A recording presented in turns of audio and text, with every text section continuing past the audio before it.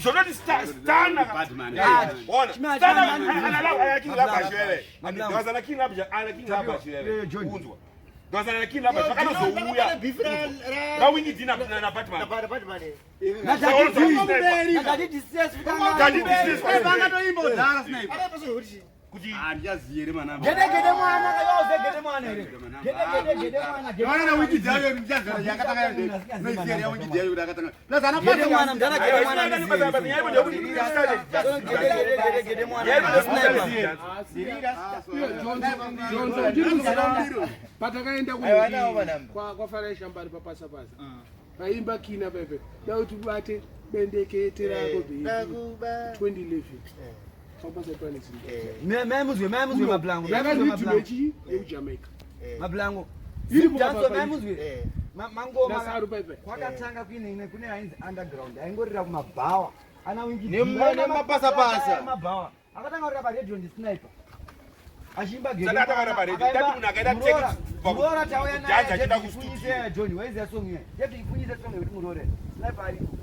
Asong yo ya murore. Saka anaje kuchifunyisa mukwasire. Samulu wasire anaje kuchifunyisa. Kwanza ari UK yanga. Ana song ye ine original beta remix yake ngobuda zakatedzana.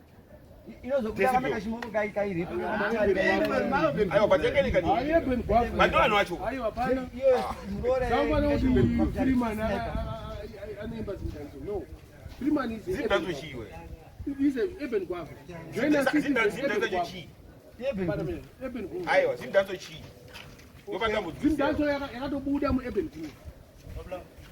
Ladu kuna Zimdanzo chi andiziye ine urege mkate kana story andiziye laudo dzongwa kwa munhu zviswere ndatukwa nevanhu kuti Zimdanzo chi idance remuno muri muZimbabwe muno asi vakazongoti kunye kuti rakaimbwa neshona rand Zimdanzo. Alright, ndakakutaura kuti kune munhu anonzi Sluggy Yut Ndiye Akatanga Zimdancehall. Akaimba song yekuti ani Sluggy Yut wacho. Kana asingaimba haasiriye ngabva anyarara mablango kana asingaimbe haasiriye anofira kuda vanhu vanoimba kana asingaimba munhu anotonetsa zvekudaro iye anototaura kuti ndeyavo yokuda munhu anoimba anogara kuEngland akaratero kuyanga kuEngland andoritaura kuti Jesse unotaura kuti ndakadaenda kadai boza akatomboimba akatomboiridzwa kuti Sluggy Yut Ndiye Zimdanzo Sluggy Yut Ndiye Zimdanzo ariko anditi ndakamtiyeni inonzi chi website inonzi zimdancehall.com achazopedzera kutaura Ndiye Akatanga masasa akati ari English ndovanhu vanonyeba anobaisa bozi ndangogara inini hangu inini maziro angu unatafu maziro angu inini pairizwa vanhu vaiimba zvaizvo vaiimba choza maridhimu ekujamaica handiti ndirini tudaziva time yaita una time ndikatodaziva time ndenda kutobaisa uona vachirova nemanhamba nemaridhimu ekunzi handiti pakazointroducwa kufana vanga kukopera kuti majaive ekujamaica vachitamba pari kurudzwa masongs mapasapasa vachirova aiwa chaivo aiwa kuna pasapasa kutora kufana vematrats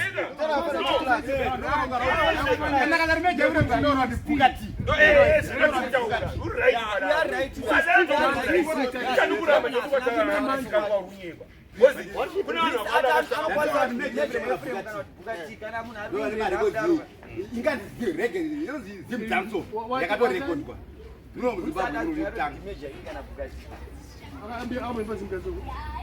unorowa nevanhu meja ina bukati havanamboimba Zimdanzo vaimba danso ridhimu ekujamaica ndoyaiswa mudance ukasangana pane ridhimu ekujamaica haisi Zimdanzo ridhimu ekujamaica Nato asati amboimba Zimdanzo anemba afro danso Nato Freeman Winkidi avaimbe Zimdanzo avako no it's not about shona it's about zvavanobhilivha ivo avaimbe Zimdanzo vanogona vakambopinda paridhimu yeZimdanzo pamaridhimu compilation pana one clan aya but iye akwambudza izvo zvarikutora ndipe Zimdancehall. Nazvibata point. Ari kuimba Zimdancehall but anenge akuzvibhilivhisa kuti haisi. Ndonyaya iri kunetsa kakujamaica ke. Ndonyaya iri kunetsa kujamaica. Vapana vari kuimba inonzi yavari kuti trap dancehall. Handiti ka. Vakuru vakutaura kuti this is not reggae. Trap dancehall yakaitwa nge-hip hop nge-funk. Vamwe vari kutaura kuti ndo vakatanga trap dancehall. Adoniya anotaura kuti kana makatamba trap dancehall chini zvandaimba ndaimbe chii. Adoniya aimba sikanzwirira. Kana kakuisira song yaAdoniya mai manje hapana kana one way saka zvaire kuti transit kudhara yenge yenzi irege. Angati macopyright. Ngataze kuti alright Zimdancehall yakatanga pakutanga pakuti 1980s late early 80s late 80s madanza atairova yanga yato Zimdancehall Yanga siri Zimdancehall yanga reggae but tichirowa inini handambobvira ndaridza dancehall ndaridza reggae Njara. but ndoba yangu yakatangira ina dancehall style. dancehall which Dancehall is a venue. akuru Zimdancehall ndikalance In a dancehall style. It was reggae music in a rubber style. And this guy, Panguna ska, it's part.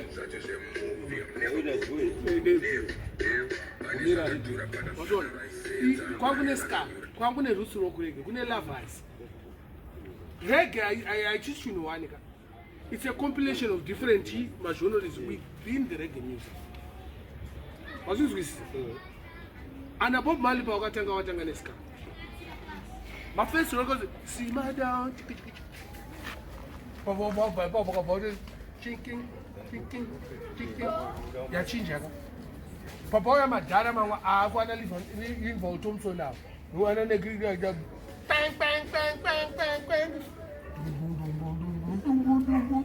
But Vaku is a bass man. But our was not bass. Kuna drum and bass, reggae. Kuna one drum. One drum, I don't want to steal and thief. Do I tell one 2 years. Saka, it shouldn't have been one, but I just do it. What's this with Saka? You go to Jamaica, quite. What's going to be jazz, pop music, music is America. Reggae is carrying Jamaica. Ukuthi alright ma lyrics ayizoyimba nema MC emunompa ma dancehall emunom yange siri Zimdancehall banye baba jesu zvabayimba hapana kana chokwadi kapepe but ndopa yakatangira sakazi aiwa ina kutangira ipapo ivaipungoti vakuimba saka mukuti Zimdancehall is because yaimbwa neshona aiwa culture ti yaimba neshona half of his lyrics was shona.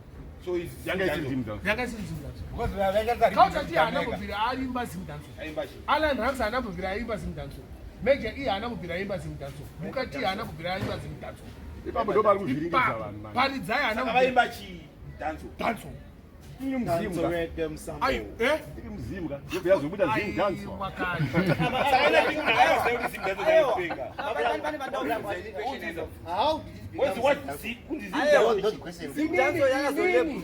Nekutaura kwazvinoitwa nevanhu vari paintaneti vanoti Sluggy Yut Ndiye akafoma Zimdancehall. Who's Sluggy Yut? Website created Sluggy Yut Ndiye ini ndo zvandakazwa mablango mablango munataura zve website yes not kuti akapoma iye ndiye akafoma Zimdancehall munondikwadzisa voice zangu Sluggy Yut Ndiye akafoma Zimdancehall akaimba kuti chisonge yake one day ya Sluggy Yut amubvunze akapedzera kuya kuno kurini anoti akabatidza chinhu kuno yaruku ndakatangira Mbare kumarenje Mbare akari kupi Sluggy Yut ipapo pakatorohwa muZimbabwe yese yaimba kwairohwa ngoma dzekunze kwacho ikoko dzaiuya dzichirohwa mudhanzi remuZimbabwe ndinoati patori nemwe munhu asikatomogona kutaura kuti ndaenda kudhanzi ati ndaenda kungoma ii ndakanzwa kuti munhu achitaura akati ndaenda kungoma ndoziva zvaari kuenda kuti aenda kuchi kunoteerera reggae music. Kune mumwe munhu anoti ndaenda kudhanzi vanonzwa yes uyapa uyapa uri kure state ukuzvizwisa zvinhu zvakatokosiyana inandiziva ndakaita vanhu nharo inini Zimdancehall ndakainzwira kuChingsport aiwa handisi kupata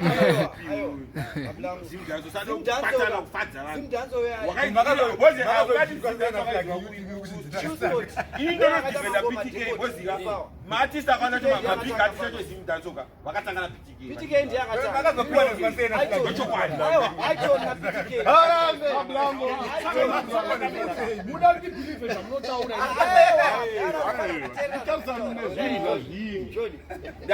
mira ukatsvaka masonga ajalove ekutanga unzwa ekutanga kati top 10 yajalove ekutanga Chingsport haikukwa top 10 pamwe yakine ekutanga Chingsport haikukwa top 10 yacolors yakila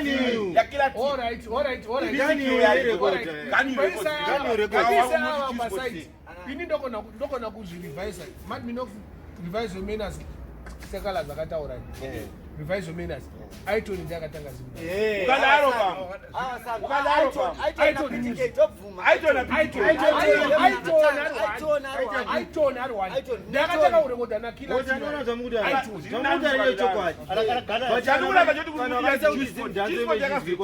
vafana vemungara kila ti jalasecolors ndiyaimba but akasadzikwa nevanhu vakuru aizi hashi music nezvakadhakwa izvi ma-instruments ake ese zvana godo zvezve wakatarisa instrument yake haina mugadziro munhu handiti kukonzeresa it was rhythm inonzi superstar yakaimbwa nani naking labash akaimba 2 kukonzeresa neseko musikana achida mukomana handi takairidza panapa 2006 apa padenapa way before Zimdancehall Ghetto Yut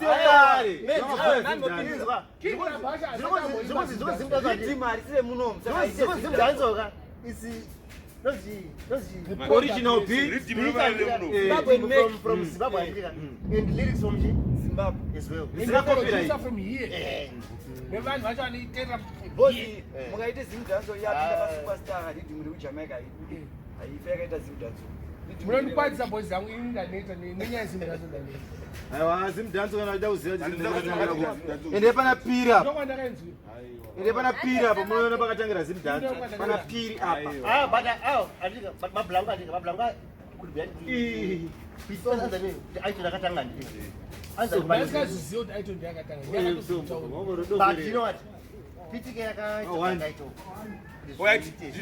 PTK akacontribute more than 40% mukutanga kwechinhu 90% a bigger chunk of 90% bigger PTK Chingsport yakazoita power ndiye chibaba ndiyo chibaba chavo yakazonyepa manje Chingsport yakazoita simba akazonyepa nepakuti Dr. Ndinata kwani aiwa Chingsport ndiye kurovesa munhu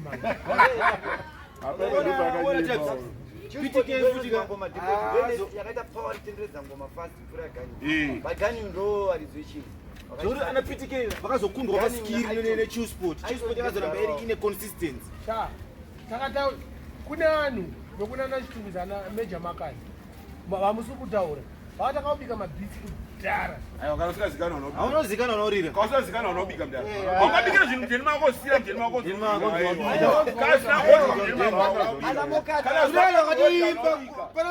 vasanwainakidza vasanorira zvavani vanonotwa imba yozvakagumira makwenyu hapana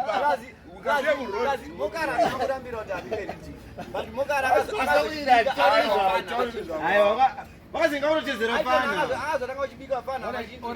Chingsport maybe 5 years after Ghana. Ini na personally ndenda Batman sniper that is Batman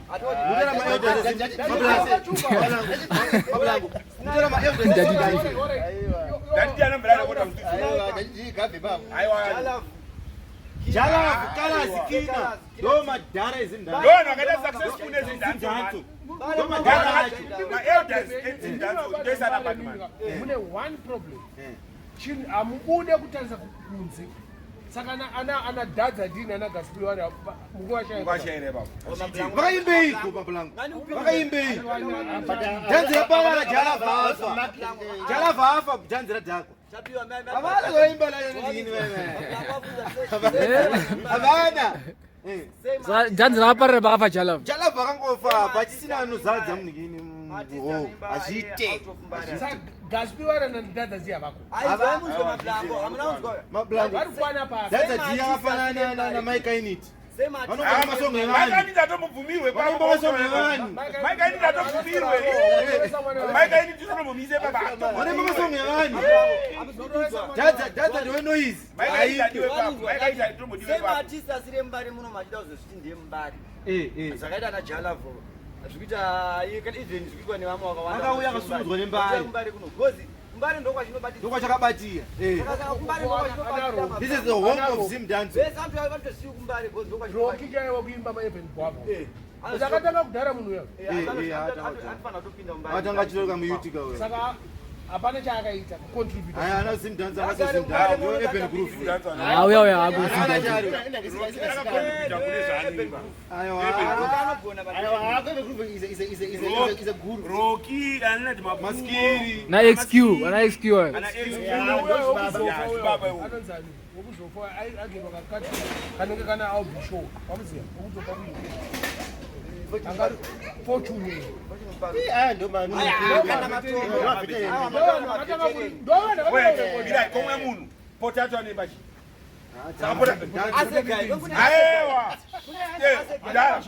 Ayo potato ane bachi. Mati mirai. Mati munhu anemba dance oka ine rhythm yekujamaica dance. Potato ane mari akarekuti pamuno maimba. Potato ndiye mudhara. mitombo yapanoimba Hayi wasapona ndechibaba.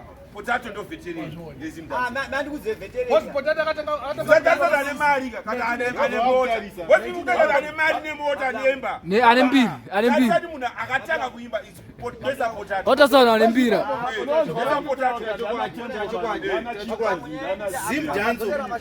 Aina motanga nevanhu vakuru vese vamutara. mablango adzokera Vanhu vakuru vakaimba Zimdancehall vese vakuru vese vamutara. pane yainzi asegeku asekaisiyakaeamutare manyika ikwamutare ndovalizve Zimdancehall Haisi Zimdancehall yo, irege manyika. Haisi Zimdancehall, irege manyika.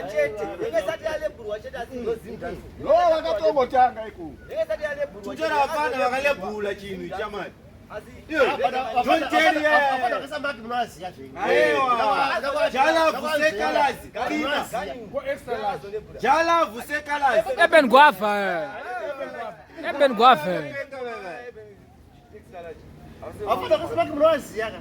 Jalavu sekalazi. Ayo wafana wakesa magi. Jalavu Vakasema sekalazi. another level. Jalavu. Kila tikina. Aiwa kasipore mubira ipapo. Kasipore ndabo mira. Kasipore ndabo mira. Vanokwana. Una kalazi nini? Kalazi mapindi akala kalazi. Kalazi akangoi pane kapasa kaitwa muna 7. Wango namba rakadisa wikiti. Vanhu vambo topu. Vatsokurora namba iroro vanhu vatanga nakiro. Ndokutoziya kalazi watakakuita izvi. asi akatanga Zimdancehall Ndandomuziya inonisaki. Ivo rakadiniko vizi. akanyora wedi yacho kwete Zimdancehall Amani. Ana Jalavu waimba. Raitoshedzerwa. Zimdancehall to the world. Sandisile guti upo ye. Upi sa. yakatanga kunyora kuti Zimdancehall kwete Ndiyakagola kunyora pa internet kuti Zimdancehall kwete kuti ndiye.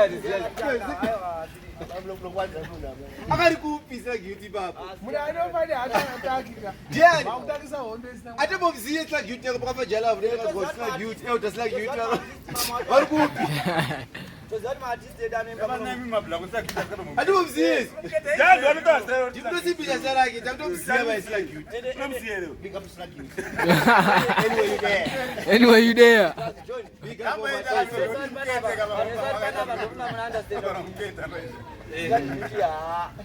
ndiwetu zvake but ngoma Hako. Ngoma hako. Ghetto Youth akaona madofo toziya akatadza kunyora Zimdancehall akazopagona Ambo pagona chero munyoti. Totonoziya kuti Zimdancehall yakatangana naSmile wedu, not Smile uya. Ismail wedu achichanta ari mungiridi medi. Ayo kwatara ndiyo akachakawana ndizafana kuna Lloyd. Kusvika mwese koko. Yelo ka ana tendaika. Tendaika mureka. Yes. Do payakatangira not mama matasha etautaurira. Ndoziva ndechekuda. Do vanhu vakatanga nezvinhu izvozvo. Do kwayakatangira zvinhu. Kuna nakausha kiti. Yes. Culture kids. Ana culture kid. Vese vakazouya vachida kunaisa, vainaisa vachinaisa. Do vakupa zvamuti hatisi kuramba pako vakaimba pane nonzi pane vanochera makomba efoundation kwanza vanoleya foundation Shamira munanochera gomba tenga vati munhu anozorwera rufu zvese nekubva aisa matayauzi kaye apedza